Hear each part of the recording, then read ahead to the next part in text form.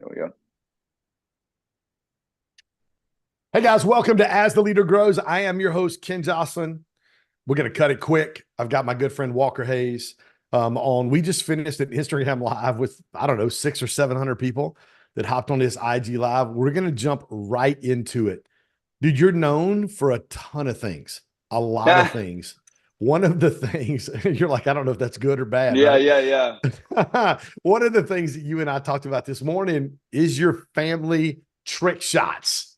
Yeah. Man, I'd love to jump in and talk a little bit about where the idea came from and some of the lessons that you and your wife and your kids have learned along the way. Yeah. I mean, the idea started off just because, a couple times a week, my boys and I would just go outside and do something crazy. If it was like putting a bottle on the roof and knocking it off with a football and landing it in a trash can, and we were, we're inspired by the Dude Perfect people. But I think one reason why Dude Perfect is so successful is that that's just what people do in life. You're sitting at a table and you're like, oh, I'm gonna stack these creams up and see if I can balance them. And that's the type of people my kids and me and Lenny we're very competitive, and we tend to make a game out of everything. And so I just on a whim, man, I didn't even know what we were biting off. I was like, let's do a trick shot every day. And honestly, for 2 or 3 months, it was very easy. It came naturally. We were in a season where I wasn't traveling much, and they came easy. And we never ran out of ideas. We had Mm. so many ideas we could never run out of them. But now, bro, we're 276 trick shots in a row. Ken, I don't know if I've ever done anything that many days in a row in my life. I can't think of one thing that I have truly never not done for one day in this long of a span. And it is testing us. I mean, we are down to the wire. We've got about 90 left, and we're almost quitting. Because we cannot. It's so hard to think of something new. There are Yeah. ping That pong was my balls. question, dude. That was my question this morning. Is like, dude, Yeah, where do you keep coming up with the ideas? yeah. Well, that is the biggest hurdle every single day, and it's challenging us. Which, I'm having to be the dad who, how it is talking to your kids. They haven't been around Earth very long, Right. and Right. it is what a perfect lesson. Is to go. What do you want to do right now? Well, I want to give up. It'd be a lot easier just to quit Mm, now. Because mhm. why? Because it's hard to come out with ideas, and you go, well, they're not all done. There are things we can come up with. It's just a little more difficult, at this time. And so what has happened is something that was incredibly fun and awesome and easy that we love has become challenging. Which, Mm. man, Ken, I mean, marriage, having kids, any job, nobody, that whole like do what you love and you never work. That's such a funny statement to me, because I trust me, I do not want another job, but I can't stand my job sometimes, and so Mhm, my mhm. kids are learning valuable lessons, and it's been an incredible metaphor that honestly I stumbled into accidentally. I didn't know it would teach us this much, and I didn't know it would become this hard.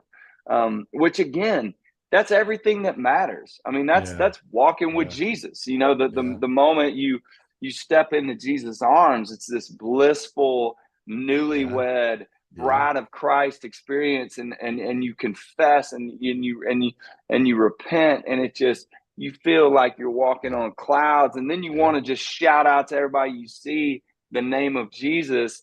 And then a couple months, you're like, wow, Where'd that feeling go? where'd it go? Yeah, and so yeah, I mean it's been an incredible lesson for us all, but most of all, I think the memories, they're going to be priceless. And I've loved it. I mean, again, it has driven us crazy, but I've Yeah. loved it. I'm looking forward to being done. We'll celebrate this together, You forever. said there was a couple things you said earlier when we were doing that Instagram live that I was like, huh. Yeah, One was at first you used to celebrate because it was awesome. Hmm. Now you celebrate because you're done for the day. Oh yeah, yeah. The it's funny. Everybody loves our reactions the most. That's the resounding Mhm, responses.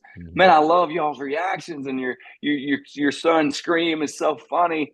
And I'm telling you, man, when we scream now, it is to God for being done. We are so Only 89 yes, more it days. is. It's like we got through the day and we were done because Uh, some of them take hours, man. And I mean, when that ball hits the rim of the cup and doesn't go in on the 500 try, the defeat is real. I mean, we hit our mm, knees and we're like, oh, how we're not going to get that close for a long time. That's crazy. So, I mean, there are times where we are literally sitting there praying, Lord, please let us go to bed. Like this is taking longer than we ever thought, and it does, man. It yeah, it it it really walks us to that line of giving up, which I think is awesome because yeah. that is to me that's where you're gonna get in life.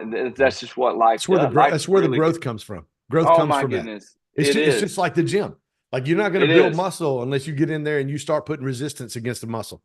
It's gotta hurt, right? Hmm. Yeah, I tell Hmm. my son, I've been working out in my son's chapel, and I tell him that every day. What you just said, you got to get to that line of I can't do another rep, or else you're gonna be the same tomorrow. Mm. But yeah, yeah, it's been a The other challenge.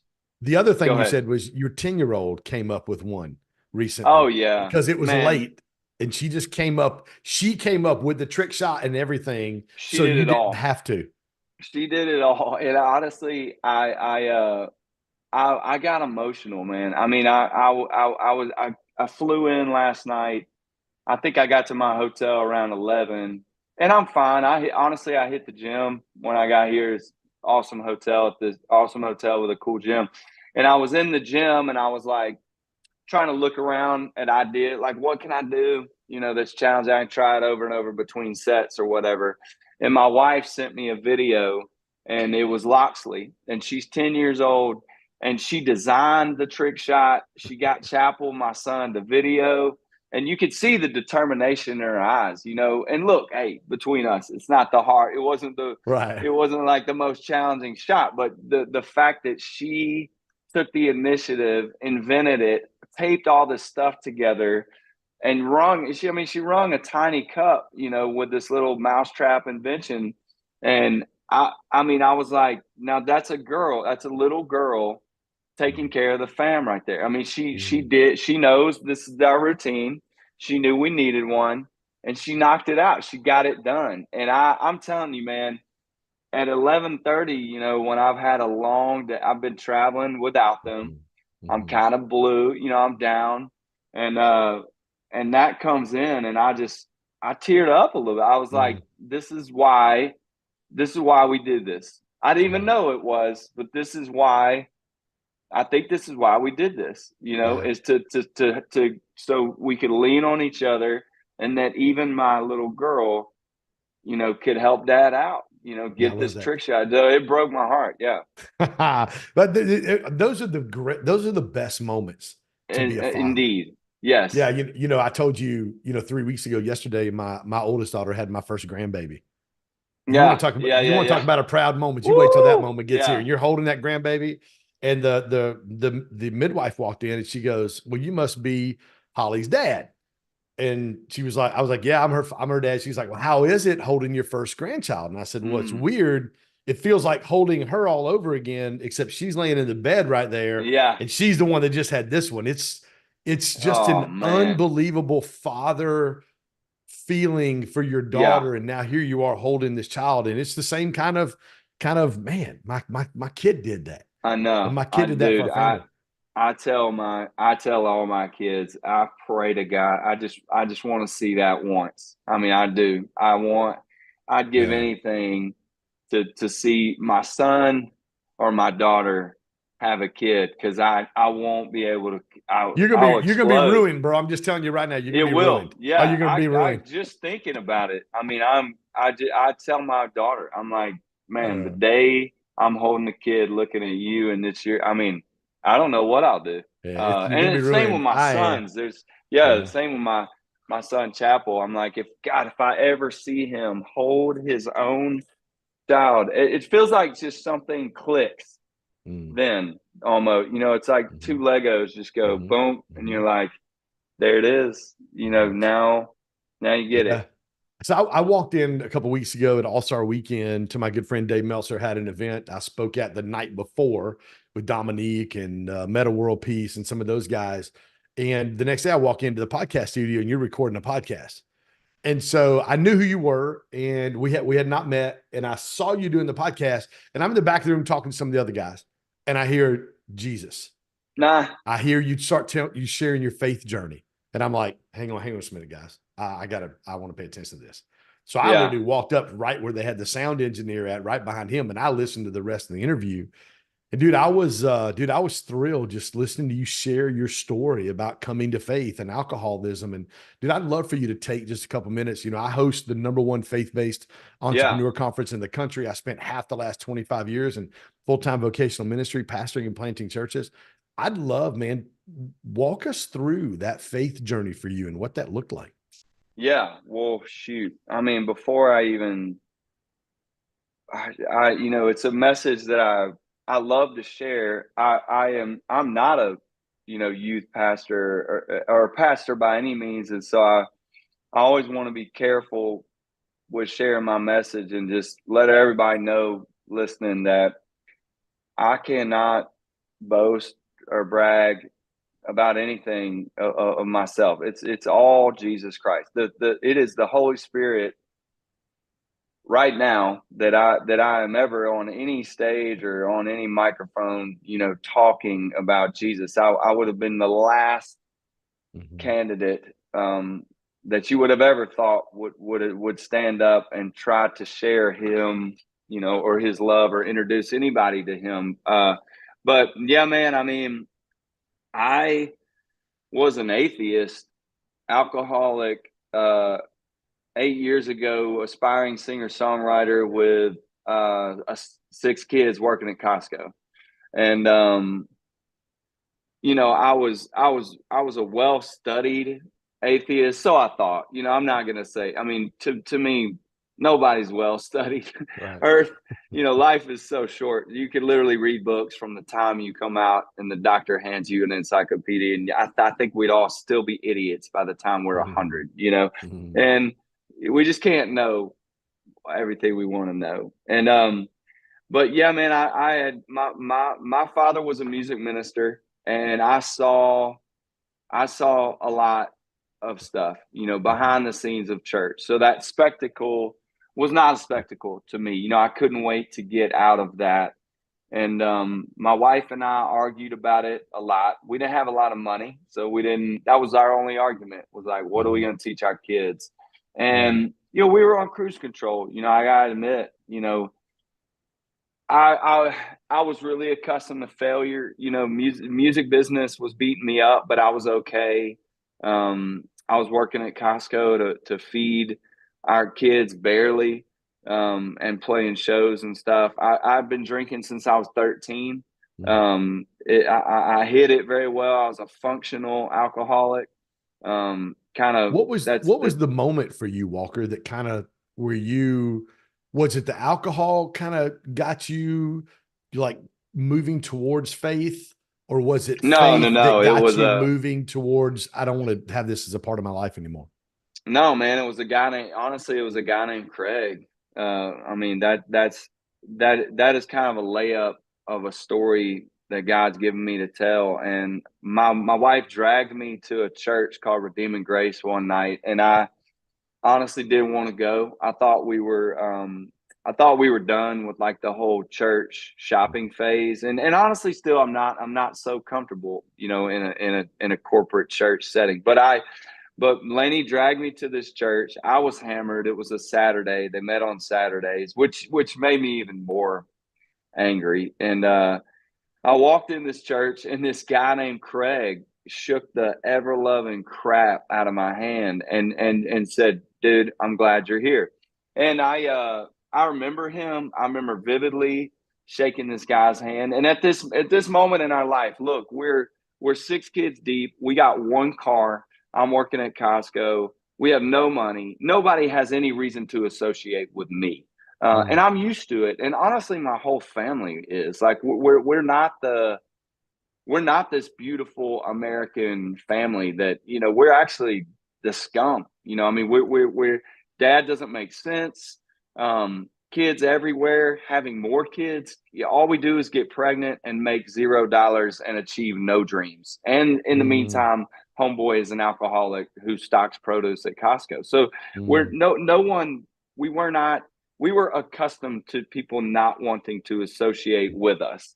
Now, with mm, that being said, then there's this guy named Craig. And Craig is check to check. He's not a rich guy, but him and his family, they're completely the opposite of me and my family. Yet they are drawn to us like magnets, like this unexplainable desire to not associate with us, but join us in this mess that we have created of our lives. mm. Craig shows up at shows. He's the first to be there, last to leave. He feeds us.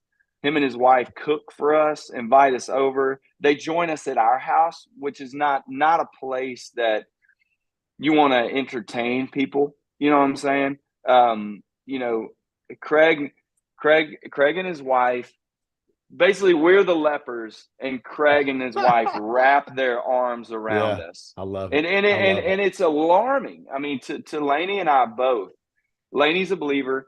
I'm not a believer. And there were moments where we would leave Craig and Laura's house, and I would in a drunken stupor look Mm, over at her, and as an atheist, I would go, why do they love us so much? mm, And I mean, honestly, looking back, that question, I wish everybody that I met would leave me and go, why mm, does that dude love me so much? mm, That'd be awesome. But mm. but Craig Yeah. and Laura, you know, they had that gift, and they walked with us through a faith. Craig gave us a cart that, I have a song called Craig, and it's about him showing up at one of my son's baseball games in his own minivan with the title and the keys to it. And again, man, what an embarrassing moment for a man. Mm, It's not like I was 16 going, hey, man, when I'm 36, I want to need a vehicle because I can't afford one to carry mm, all my kids around it. And so Craig shows up one night, and he basically fights me to give me the car because I'm so proud, so mm. embarrassed, so ashamed uh, to need help that I refuse. I keep saying, no, man, I'm not taking Yeah. this assistant.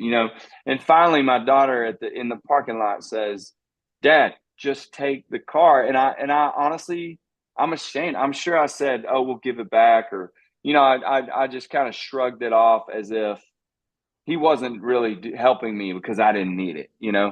So we Yeah. drive home that night, and I look in my rear view or my, the middle mirror in the windshield. And for the first time in a long time, all my kids had a seatbelt because we've been driving around in one Mm, car.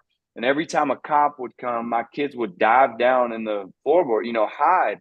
And I look, and it really, when I saw them all safe and buckled up, I just thought, man, my kids are safe because of Craig. My mm, there and honestly, a lot of it was kind of stung. I was like, man, I've not been a great dad. I've been driving around not being as concerned for my kids as I should be. mm, What's my problem? And they're I love them.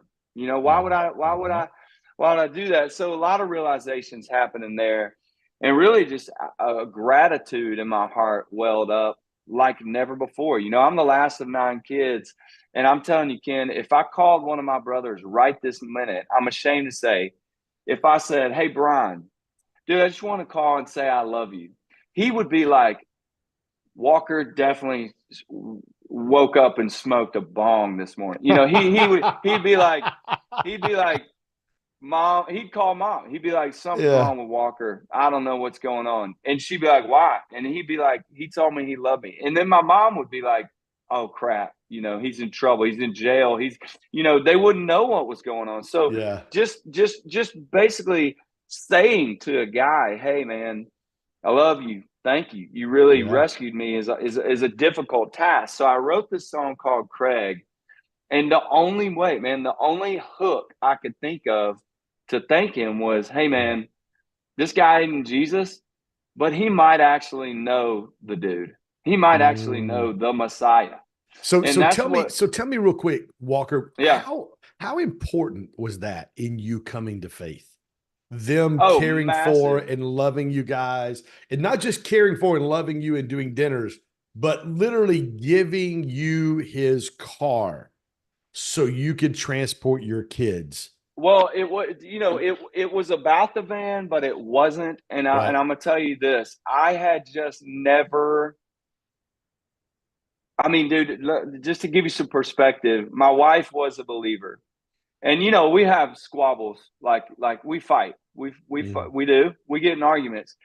And I was at a point where I would look her in the face, and everybody listening, I do not love this about myself, but I would look at her and go, "Did your Jesus die for you so you could treat me like this? Mm. So you could argue with me? Is that why Christ died for you?" And look, I cringe Yeah. when I tell you that story, but that's how doubtful I was that there was actual salvation. Yeah. And so when you meet a guy like Craig and there is Christ in him that you Yeah. can't explain, and I'm talking about coming from a very skeptical guy who Yeah. has, I mean, I'm talking about, I could quote you some scripture. Yeah. I You mean, it's went not through like all the it. history of Yeah, church it's not and it's not like I dad was being in ignorant. ministry. Yeah. Totally. And so for me to see Christ in a broken individual, um, Yeah.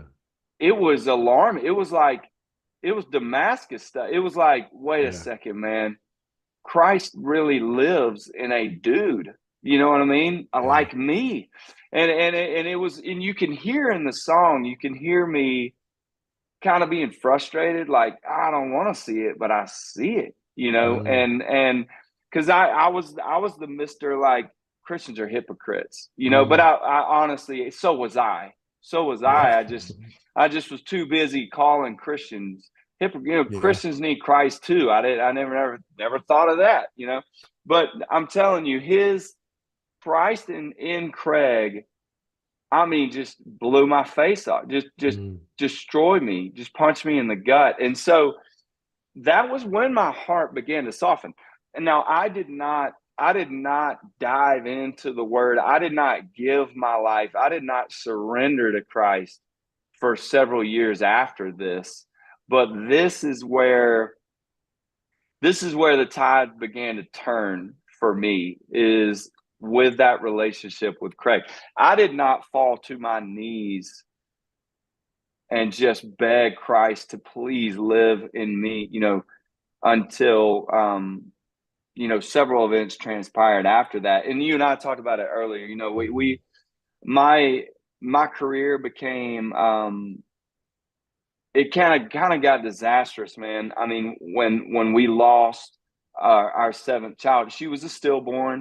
Mhm. Lainey and I were pregnant. She was pregnant with our seventh, and she carried. Actually, my career was kind of blooming, I guess you would say. Like things were beginning to look up, um, and I had been signed by a record label, and Lainey was pregnant, and she went into labor on a day that I was supposed to sing on TV on the CMT Awards, and it was a Mhm. huge day for me. And she went into labor at 8 in the morning, and basically, things just went south. And then we Mhm. got rushed to the hospital, and I'm in this room by myself, and a doctor is like, "Hey, it's a girl.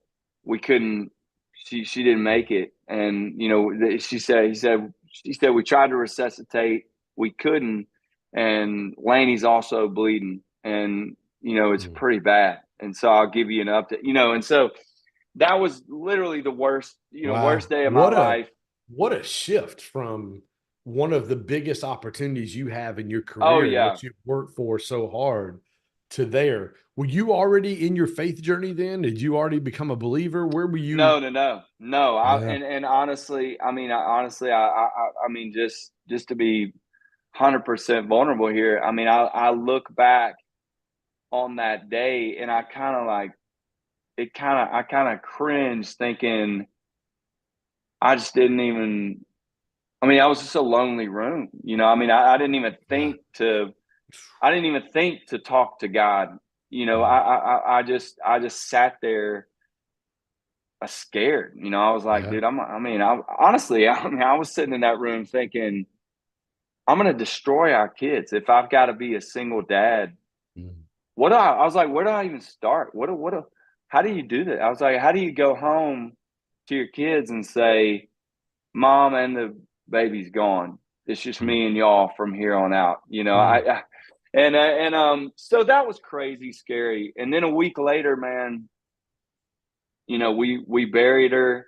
Uh, I was 3 years sober at that time. I had woken up 3 years before and thought to myself, this is backtracking, but Ken, the way I quit drinking is I woke up one Saturday and my body felt like it would die Mm. if I did one more day. I had been drunk for 4 or 5 years Wow. in a row. And so I woke up one Saturday, I didn't have work at Costco, and I literally just thought, if I do this today, I don't know what's wrong with my body, but Wow. I might just turn off. And so I miraculously I just stopped drinking. And it was crazy. It was a miracle. And but So take yeah, me back. So yeah, take me back real quick to this day. So you lose your daughter.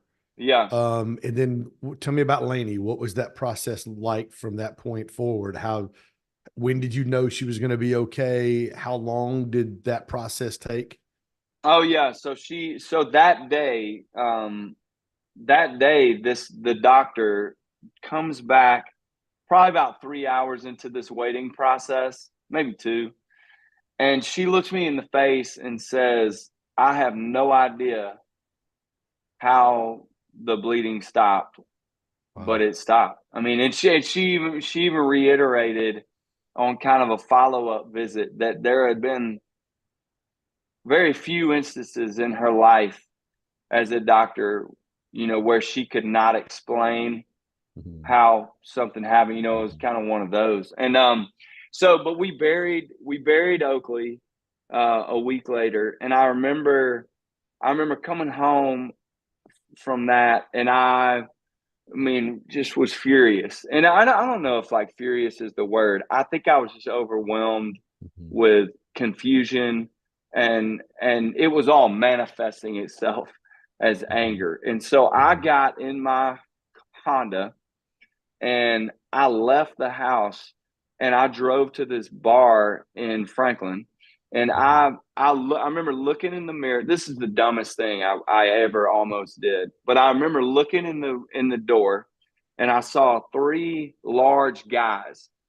And I was like, I'm gonna go in and I'm gonna pick a fight with I'm gonna have a few shots, maybe a couple beers, and I'm gonna pick a fight with those guys. And I'm gonna go until I'm either just every bone in my body is Mhm. broken, or I'm arrested, or I kill. I just was like, I Mhm. just wanted to take a sledgehammer to glass. I Mhm. don't know. I just was And what uncontrollably. happened? Tell me what Oh happened. my gosh, dude! I looked down and my wallet wasn't in the door of my car, Mhm. and I turned around. This bar is only like 2 miles from my house, so I turn around. I go back home.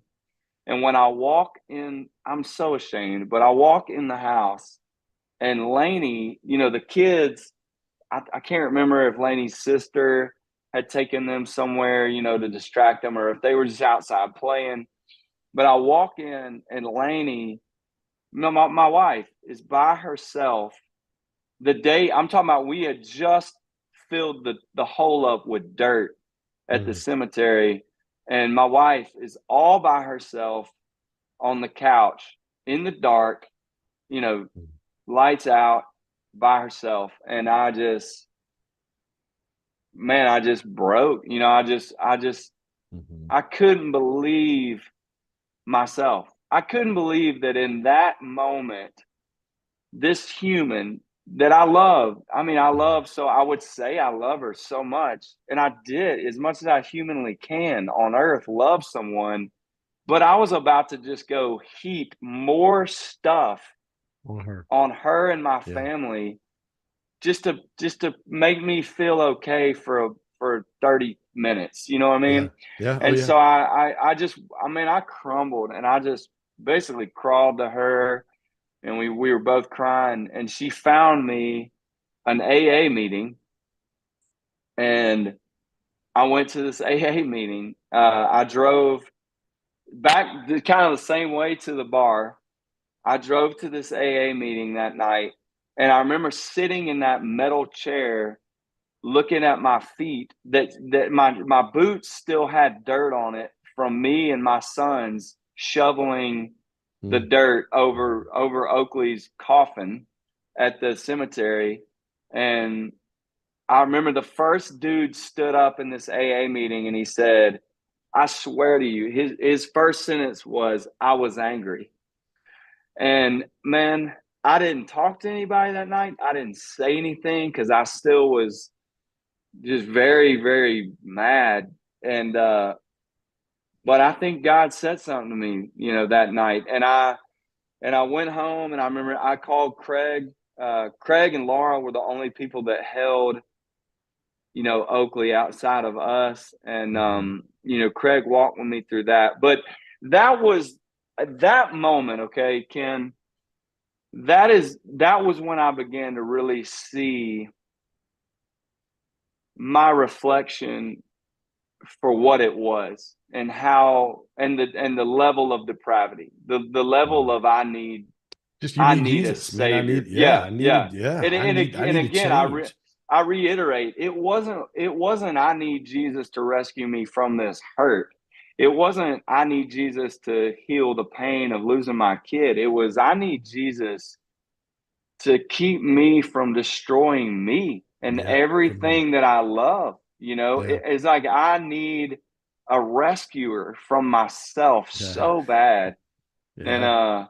So and you walk through that process with Craig, with your wife, with Craig, yeah, come to faith, yeah, and then walk me through kind of coming to faith, and then your career the takes blow off. up. Yeah.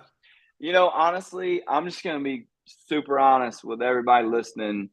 What I'm about to tell you, this part of my story, I don't even care. I'll leave this stuff behind so fast. I don't the fame, the money, Yeah. it just all I don't know, man. I constantly am like, I don't know, Lord, like what'd you do all this for? But you know, over COVID, I went 400 and something days without a show.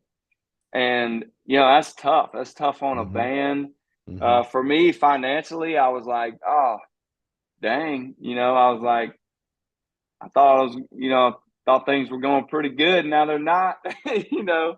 And my friend Craig and I began writing this book, and it's called "Glad You're Here." It's basically about our friendship, and it truly is a gift from God. This friendship I have with Craig, and it's amazing. But we start writing this book over COVID, honestly, because we're just bored. And man, coming out of COVID, I'm not sure my team knew what to do. And over COVID, there were a lot of funny. I think people will get a kick out of this, but over COVID, I didn't have anything to post about. There wasn't a lot of cool content. So socially, it was just me in my pajamas, and I grew a beard, and I think my team was like, I mean, this doesn't look that cool. He's just kind of getting dadderific over there. And I would kind of be like, what am I supposed to do? I don't have any shows and we're not flying around on any jets or anything. And coming out of COVID, man, this is it's the funniest thing, but we went and visited my in-laws right as the world was kind of waking up. And on our way home from Alabama, I said, kids, where y'all want to eat? Everybody gets mad. If you say Sonic, three people are happy, three people are mad. You say McDonald's, two people are excited. You can't please everybody. And it's funny. I said, y'all want to sit down? Y'all want to eat a fancy meal, like have a waitress and go to, sit down? You want to go to Applebee's? And dude, everybody lost their mind. They were like, let's go. And so we pulled off. I think it's Which around that's a miracle in Athens. and of itself. Oh, dude, it's incredible. Everybody's excited. Now look, Yeah. my wallet is like, that's more, that's more Mm-hmm. expensive than Taco Bell, but everybody was happy.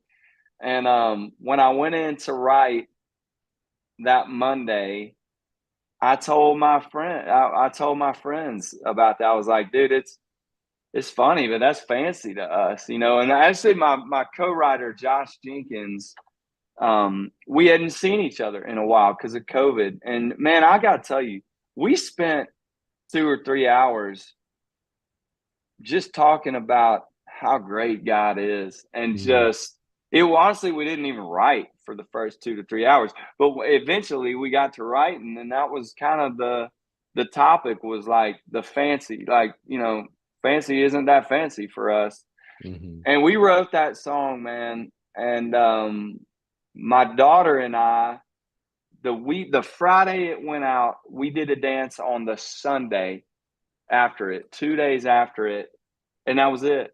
I'm telling you, man, Ken, my family went from y'all are crazy, who are y'all, what are you doing, to like nutso public. I mean, we went like on Thursday before the song came out. We went to Chick-fil-A. Nobody asked for an autograph, nothing.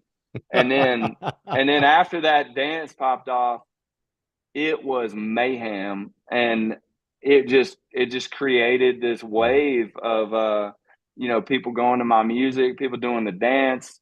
Mm-hmm. And it honestly it was alarming. I mean, I don't think people can understand when you've been in Nashville from 2004 and you've written 1,000+ songs, and then this weird one out of nowhere, just all of a sudden goes world freaking wide. I mean, Yeah. it's a Yeah. mind bender. Yeah. It's like, As you tell me this story, I yeah, think about all the times I've preached, all the sermons I've heard about if Jesus were going to pick 12 guys, he no, never would have picked the 12 guys he picked.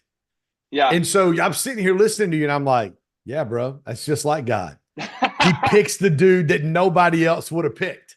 yeah, Like he picks the yeah, dude that meets a guy who shows him Jesus, who gives him a van so he can see that, man, maybe I don't know if Jesus is real, but if he is, this dude knows him. yeah, Like it's so God to do all of it. exactly what he did Yeah, because you're not the dude they would have picked. yeah, not at all, not at all, not in the lead. I mean, and it's Yeah. and the yeah, man, and the impact Christ has had. What's the most amazing to me is the impact that the Lord has had through my family, knowing how flawed we are. Just again, it's the fact that God uses me, it'll make me cry. And I'm so Yeah. glad. I'm just so glad. I'm Yeah. so glad He does, and He welcomes me, into that story. And I'm gonna share this with you real quick. yeah, You said that I was about to do my first national youth leadership conference. I had several hundred youth pastors and senior pastors from around the country come into my church in the Atlanta area. Three of my big mentors came in and I hosted the conference and we all spoke. And about 2 weeks before that, I was in my auditorium. This was back in 2000. when Uh-huh. student ministries didn't have their own. I had my own 7,200 square feet. We had 400 students coming every Wednesday night. I mean, we had one of the largest youth ministries in the country. And I'm laying in my auditorium, I'm on the stage, and I'm worshiping one day. And I said, God, why me? Yeah. And God said, why not you? Mm. It's exactly what he told Yeah. me. I'm telling you, I heard him as clear that day, Yeah. Walker, as I did when I got saved on August 22nd, Man. 1993, or the day I got called into ministry, October 15th of 1995. I said, God, why me? And he goes, why not you? And I'm Mm. telling you, bro, anytime you wonder why you, God's Yeah. saying, why not you? Why not? Man. Man. That's Goosebump City right Yeah, there. why not you? Yeah. Yeah. I mean, that's all Laney and I feel. We feel that collectively, together. I mean, because we can see what a lot of people can't. We see the before and the after Jesus, and it's ridiculous. Yeah. Just Well, it gives you you an know, opportunity. Your platform gives you an opportunity to be able to share hope, to be able to say, yeah, because you see people and you're like, shoot, I've been where you're at.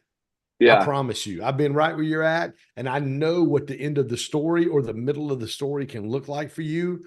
And it gives you the opportunity to encourage people. And that's what you do. Even when I heard you on that podcast a couple of weeks ago, the word encouragement literally means to add courage. I tell yeah, people all the time, if you don't have enough courage, borrow some of mine because I got enough for mm, you. You don't have yeah, belief in yourself, borrow some of mine because I got some for you. And yeah, that literally, because of your authenticity and Laney and who you guys are, it opens people's hearts and their lives to be like, "Ah, man, this couple just encouraged me. They just literally they let me borrow their belief in me until I can get enough momentum in my faith, in my health, my relationships, my business, my yeah, finances to be able to get my own." yeah, yeah. Well, man, I mean, I go back to what you said. Just it's okay to not be okay. I mean, Yeah. that's to me, the probably like the highlight of my testimony in me personally is when the Craig told me something that night. He gave me the car, and he probably has no idea the impact this sentence had on me, and honestly, it's had on a lot of people. But he said when he gave me that car, he said, "Hey, man, somebody did this for me once. Can I just can I just do that for you?" And man, I'm just like right now, I have chills all over my spine because I mean that's sharing Christ right there. I thought it was she was sharing a car, and it gave me permission. That sentence gave me permission to drive home that night in a gift, because I'm not a gift receiver. Well, And you're a giver. honestly, When you're a giver, it's hard to be a receiver sometimes. yeah, yeah. And Mhm. well, I mean, it broke me, man. That sentence has stuck with me, and and that's the gospel. It's just Yeah. receiving. It's not like you said. It's not God's not going, hey, we do this little dance, and then I'll put your picture on the fridge. And that's hard. Yeah. That's hard for Yeah. us as humans Yeah. to not live like that. We're performing for ourselves most of the time. So you sober 3 years, lose your baby, come to faith, your song pops off, everybody in the world knows who you are, your Yeah, social media stuff's taken off, you get to do all these amazing things, and then you wind up in Indy 2 weeks ago. I meet you, you get to go to All-Star yeah, Weekend, and you're in the 3-point shooting contest, and you're hanging out with all these guys. And the yeah, first time you and I talked afterward, your first words to me were, "What am I doing here?" It's exactly yeah, what you told me. You're like, dude, what am yeah, I doing here? yeah, yeah. I mean, that's constantly a thought of mine. Those names you're talking about. Sitting in a room with Ron Artest, or Meta World Yeah. Peace. I mean, it's Lainey and I find ourselves in the most peculiar places, talking to the craziest people, and again, it's just that I don't know, that wasn't the end goal. I just want to take care of my family, but we do. God puts us in some weird situations, and relationships get to form with people that we just never would have suspected. Yeah. But man, I mean, again, all the fame stuff, that's for the birds, man. I mean, that's gonna come and go. Money, comfort in this world, whatever. Um, Jesus is what my wife and I will admit. That's that's what we would love to share. That's what we want to share even more every day. I want to share that. Yeah. I can't even want to share it as much as I want to want it, if that makes any Yeah. sense. But Yeah. yeah, man, we do find ourselves. I mean, it is that NBA weekend, bro. That I mean, for me personally, look, there's a lot of cool things like Grammys, whatever. I don't know. I just not ever as a kid, I wasn't like, dude, I just want to get a Grammy. Like I don't care, man. I don't care about a plaque. I don't care about a trophy. Like I don't want stuff on my mantle anyway. I want space because we got so many kids. But that NBA thing, man, I mean, that was pretty sick. I mean, I grew up like a big NBA guy. I love basketball. And I bet if you ask my kids and Laney, that was one of the coolest things we've been a Yeah. part of. You Yeah. I you told mean, me after that because I said, who were your favorite people you met?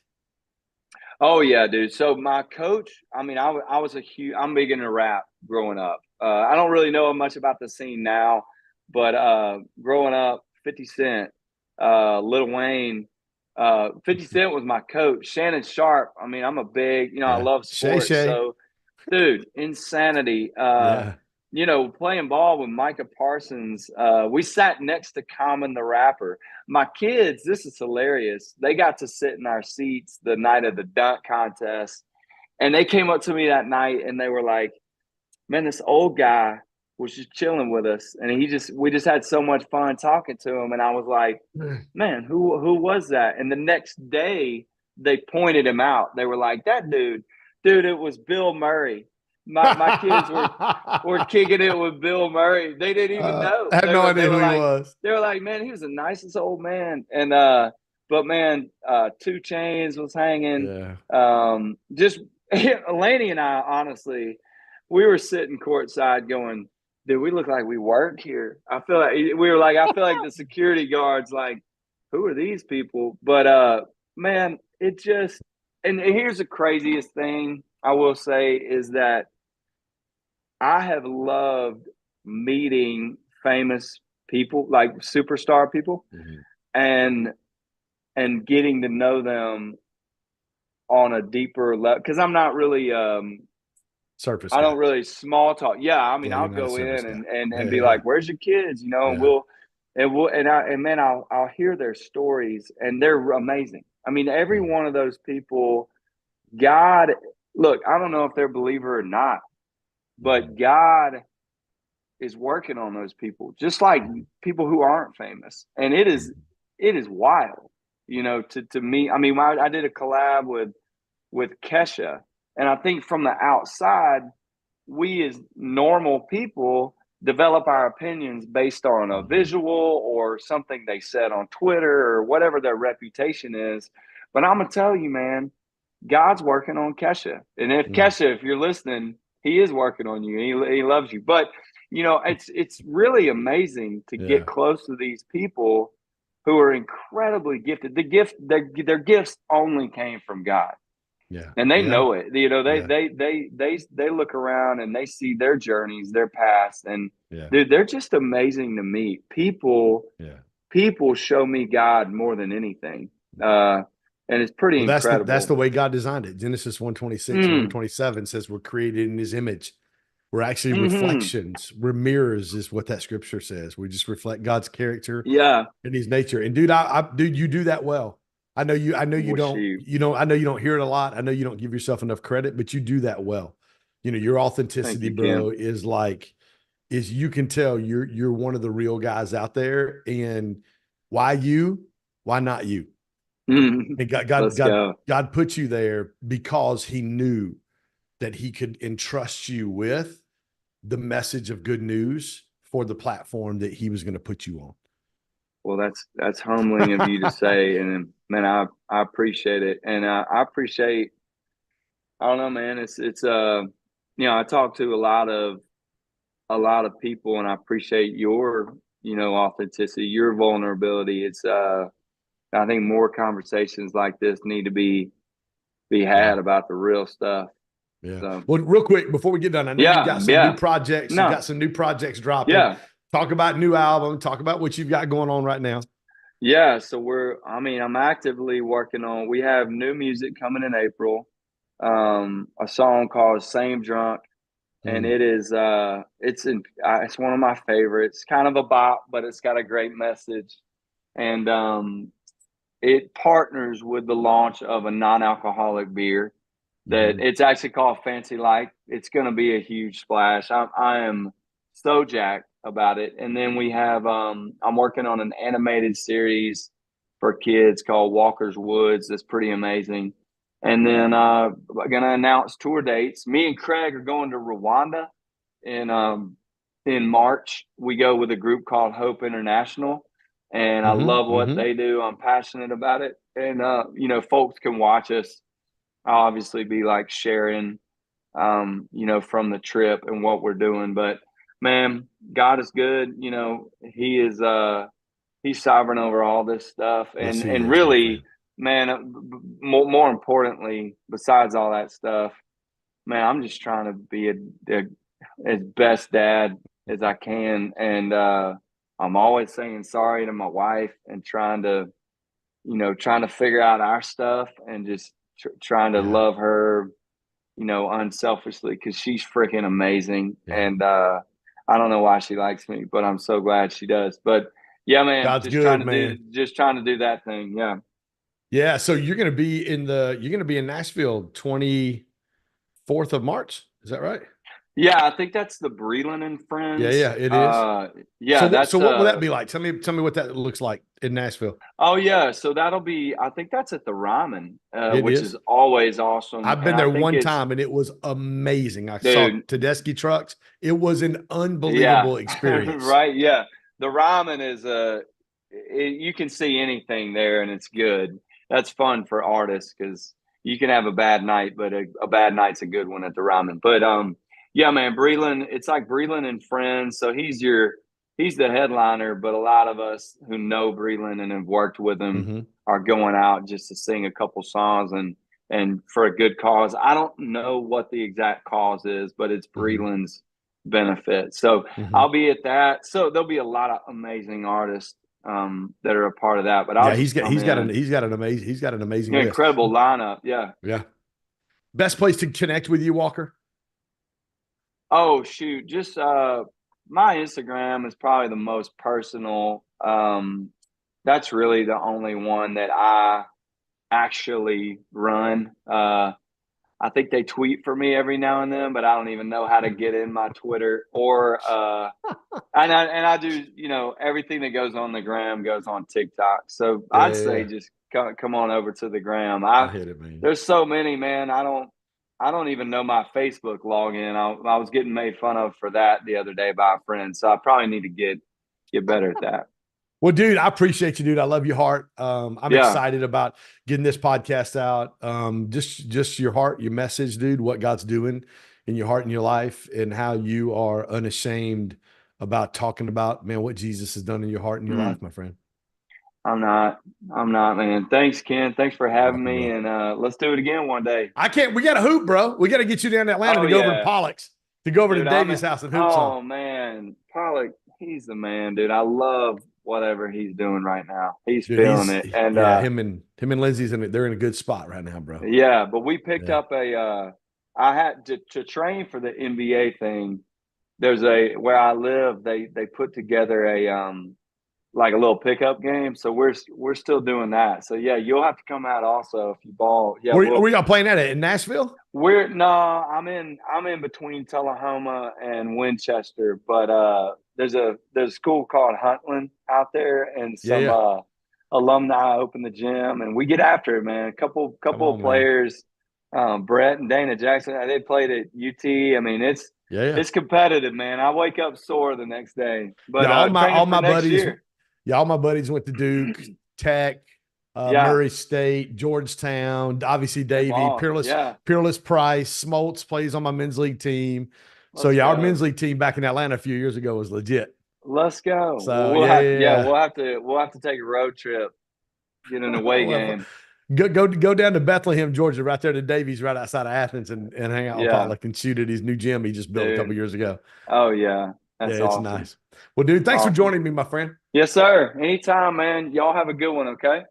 Guys, thank you for joining us on another episode of As the Leader Grows. And my guest, the one and only Walker Hayes. What an amazing story. Go check him out over on his Instagram at Walker Hayes. If this podcast episode has added value, do me a favor, hit subscribe button. We'll see you next week on As the Leader Grows.